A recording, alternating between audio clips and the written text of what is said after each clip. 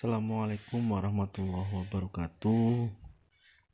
Berjumpa kembali dengan video pembelajaran matematika kali ini di channelnya Afkar Nandi. Mudah-mudahan bermanfaat. Dan untuk video kali ini kita akan membahas tentang pembelajaran tentang masalah materi koordinat Kartesius. Video kita kali ini yang pertama pengertian sistem koordinat, yang kedua koordinat Kartesius, dan yang ketiga memahami posisi titik terhadap sumbu X dan sumbu Y, memahami posisi garis terhadap sumbu X dan sumbu Y. Ini sistem koordinat Kartesius ini khusus untuk pembelajaran kelas 8 SMP. Terus selanjutnya, dari sebuah pengertian sistem koordinat adalah suatu cara ataupun metode untuk menentukan letak suatu titik di dalam grafik. Jadi, di sebuah grafik, sistem koordinat Kartesius itu akan menentukan suatu titik dalam sebuah grafik atau menentukan titik dalam sebuah grafik. Catatan bahwa sumbu X dan sumbu Y membagi bidang koordinat menjadi 4 kuadran. Ingat ya, 4 kuadran. Yang pertama, di kuadran 1, bahwa koordinat Kartesius di kuadran 1 itu koordinat X positif dan koordinat Y-nya positif. Ya, ingat di kuadran 1 bahwa nilai koordinat X itu positif dan nilai koordinat Y itu positif. Di kuadran 2 bahwa nilai koordinat X itu negatif dan nilai koordinat Y itu positif. Ya. Terus yang ketiga, di kuadran 3. Di kuadran 3 itu bahwa nilai koordinat X negatif dan nilai koordinat Y-nya negatif. Bahwa kuadran 3 itu nilainya X dan Y itu sama-sama negatif.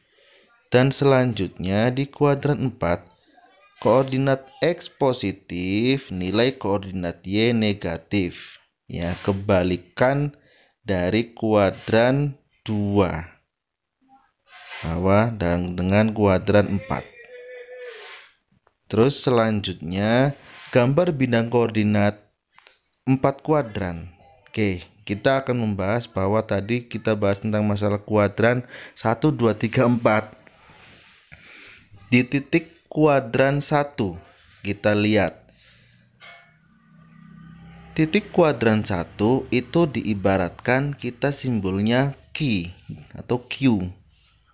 Itu nilainya 2,3. Ingat bahwa di kuadran 1 itu bernilai positif semua. Dan huruf angka 2 itu adalah dinamakan koordinat X. Dan angka 3 itu dinamakan koordinat Y. Oke. Terus selanjutnya di kuadran 2. Tadi saya sudah terangkan bahwa kuadran 2 itu nilai X-nya negatif dan nilai koordinat Y-nya positif. Jadi di sini di titik P bahwa nilainya negatif 2 atau min 2,1. Bahwa min 2 itu sebagai koordinat X dan 1 itu adalah koordinat Y. Dan selanjutnya di kuadran 3 dan kuadran 4.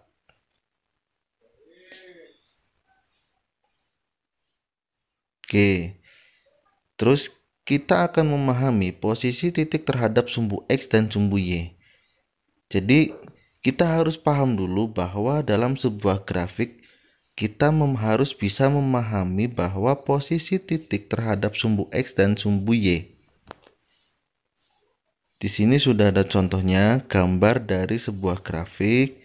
Dari gambar di atas dapat dilihat posisi titiknya. Jadi kita menentukan posisi titiknya itu ada atau terletak di nilai X atau di kuadran X, kuadran 1, 2, 3, dan 4 dengan nilai koordinat X dan Y. Contoh misal, bahwa nilai A atau titik A di sini kan ada sebuah titik A, B, C, D, E, F, G, H. Jadi sampai H kita akan menentukan titik tersebut. Sebenarnya titik A, B, C, dan seterusnya itu terletak pada titik angka koordinat berapa saja di antara koordinat X dan Y. Oke, kita langsung masuk selanjutnya. Oke, nah itu. Jadi dari gambar tersebut, di sini dari gambar tersebut bahwa A, B, C, D, E, F, G, H titiknya itu di sini jawabannya bahwa titik A berjarak satuan terhadap sumbu X dan berjarak 2 satuan terhadap sumbu Y. Berarti nilai titik A itu adalah 6,2 karena titik A itu ada di dalam sumbu 6 dan Y-nya 2 satuan. Oke, kita lanjutkan di sebuah titik B.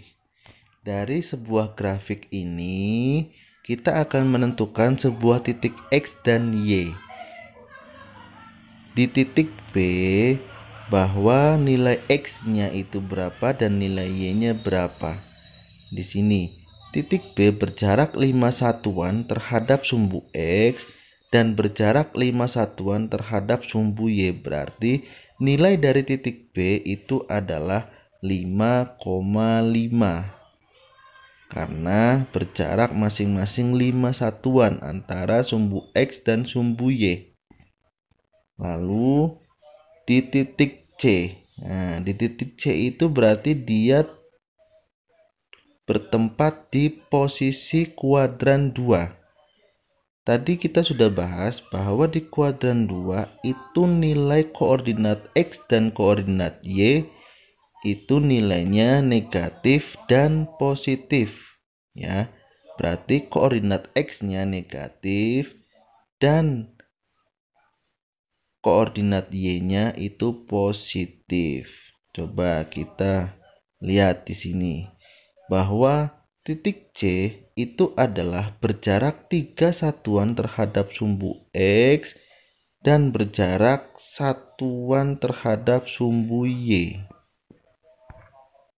Berarti nilai titik di C itu adalah min 4,3. Lihat titiknya, lihat garisnya. Garisnya titiknya itu pas tepat di negatif 4 dan Y-nya itu di 3. Dan seterusnya ya sampai titik H. Di sini sudah diterangkan masing-masing sampai titik H. Oke, kita lanjut. Terakhir, memahami posisi garis terhadap sumbu X dan sumbu Y. Jadi di sini ada sebuah garis miring dan garis ke atas. Dari gambar tersebut kita dapat memahami posisi garis terhadap sumbu X dan sumbu Y. Dia terletak di posisi titik mana saja. Oke, kita lanjut.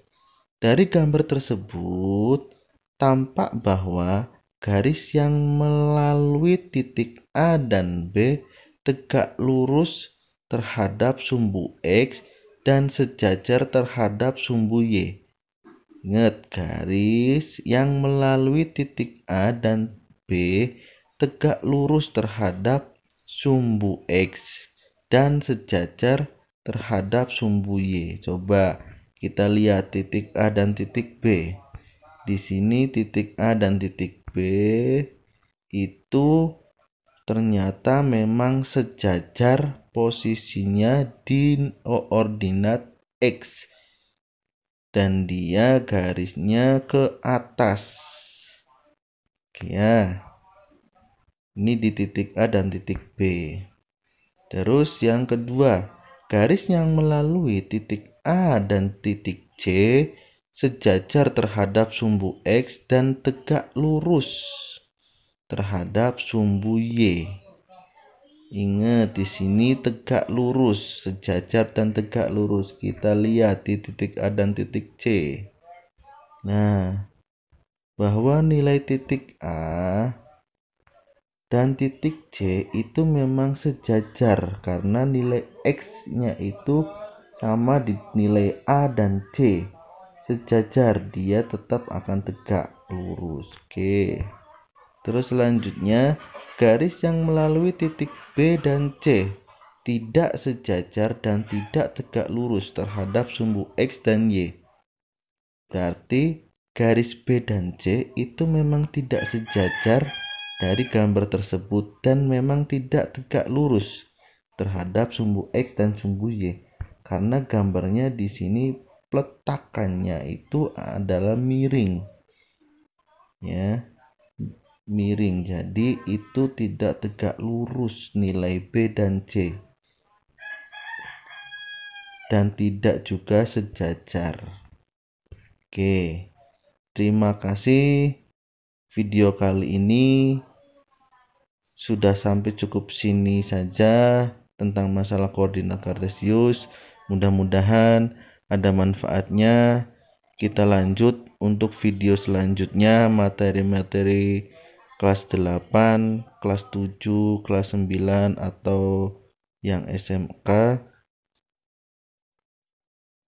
Jangan lupa like dan subscribe-nya.